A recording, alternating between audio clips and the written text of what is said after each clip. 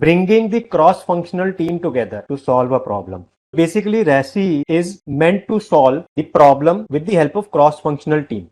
अब होता क्या है, प्रॉब्लम सॉल्विंग में हम इंडिविजुअल लेवल पे भी प्रॉब्लम सॉल्व करते हैं, अपनी टीम के साथ भी करते हैं और क्रॉस फंक्शनल टीम के साथ भी करते हैं। जब इंडिविजुअल लेवल पे करते हैं तो each and everybody tries his best to do it, और अपना बेस्ट जब वो कर लेते हैं तो जितना रिजल्ट उससे आता है दे प्रोड्यूस दैट रिजल्ट, या फिर जितना उससे आउटकम आता है, जितनी प्रॉब्लम सॉल्व हो जाती है, फिर वहां फंस जाते हैं, फिर अपनी टीम के साथ आते हैं। अब होता क्या है, देखिए, the problem happens when we have to influence someone over whom we do not have any authority. Like for example, हमारे अपने इंडिविजुअल के ऊपर हमारी कुछ ना कुछ एक अथॉरिटी है, we can influence ourselves. Similarly, beyond our individual personality, in our work area or in our family or in our friend circle, there are certain people whom we can influence. Like for example, we can influence our juniors to some extent, not fully but to some extent. हमारी family में भी हम कुछ लोगों को to some extent we can influence them. Similarly in any kind of relationship, friend circle या professional circle में भी। अब जब क्रॉस फंक्शनल टीम की बात आती है तो वहां पे जो इन्फ्लुएंस है वीक पड़ जाता है। तो वहां पे क्या होता है कि वहां कॉन्फ्लिक्ट्स आते हैं। So reduce that conflicts to bring the transparency in solving a problem, this RACI matrix is very much helpful. There are 4 types of responsibilities which can be accounted in solving a problem, or if not only solving a problem, like for example you are in projects or you are in a process, cross functional team को जहां पे हमें लेना है तो we can define their roles and responsibilities based on these 4 types of roles. अब एक project में या प्रॉब्लम सॉल्विंग प्रोजेक्ट में क्या क्या रोल्स हो सकते हैं। एक की रिस्पॉन्सिबिलिटी हो सकती है कि who is handling the project और the problem solving project full time, ये प्रॉब्लम को सॉल्व करने की रिस्पॉन्सिबिलिटी मेरी।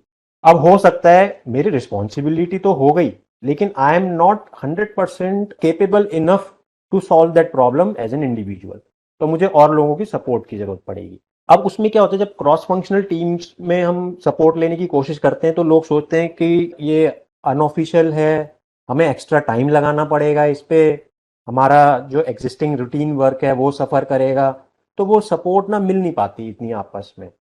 तो वो सपोर्ट गेन करने के लिए to conduct the problem solving projects formally, this RACI matrix can be used to influence cross functional teams और specially those people on whom we do not have any influence or authority. So let's try to understand these 4 types of roles which come under RACI. The first is accountable.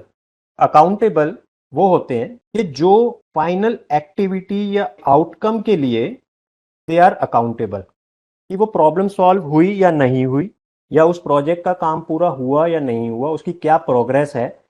These people will be accountable. Generally ये एक जने होते हैं, एक या दो जने।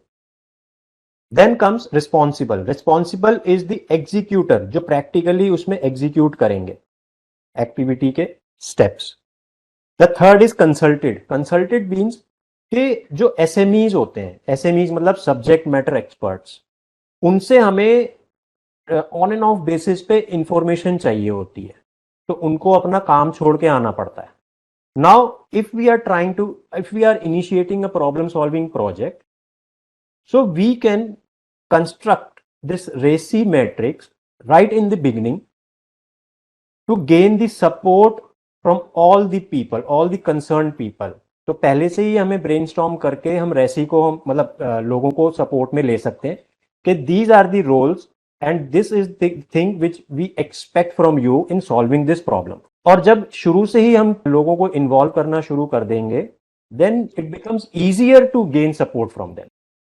The fourth one is informed. Like for example management और स्टेक होल्डर्स, जिनको इस प्रोजेक्ट में इंटरेस्ट है, कि इसकी प्रोग्रेस के बारे में जानने में दे आर इंटरेस्टेड, इसके आउटकम के बारे में जानने में दे आर इंटरेस्टेड, या फिर हम कहीं हर्डल्स में फंस रहे हैं तो वो सॉल्व कर सकते हैं।